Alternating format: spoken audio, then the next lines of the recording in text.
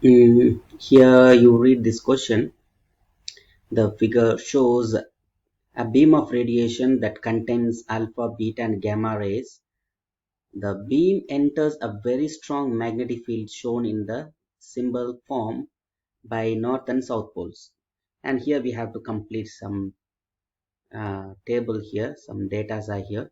We have to complete direction of deflection, charge carried by radiation. Okay, first we can fill the charge carry. Alpha positive, beta negative, and then gamma 0.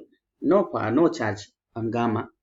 So if there is no charge, there won't be any deflection. So no deflection. And this two part is important. Okay. So what are we going to do? How do you find the deflection? If this word, you if you read this word, a deflection, if anything to be deflected, there must be a force. So the force, when there is a current and the magnetic field, what rule we will be using? Fleming's left hand rule, right? So this is the two main rule, that is a current and magnetic field lines. And here is the magnetic field line is here present. But where is the current? Current is not here, right? Alpha, beta is not a current. It is wrong. It is a current. How do we know that? Now you know that alpha, which has a positive charge, if the positive charge, the movement of the positive charged particles will create a current in the same direction of positive charge. Beta is the negatively charged. If it is moving to this direction, to the right, the direction of current will be to the left. This is important point. So now in this case, we can discuss with the beta particle first. Beta particle. So we are using left hand rule, right? We are using left hand rule to find out the which direction the force will act onto the beta particle. So assume here beta to the right side. So you should know the current, the direction of current must be opposite direction of beta.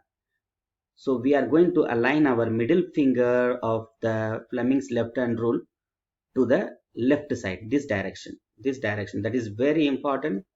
Okay, now we can bring the Fleming's left hand rule here. Here is Fleming's left hand rule. Okay, now I am going to align my finger. This is the index finger. So father, mother, children. That means the force, here the magnetic field, and here is the direction of current. Now it is aligned actually. Here always you have to point the index finger, the edge of index finger to the south.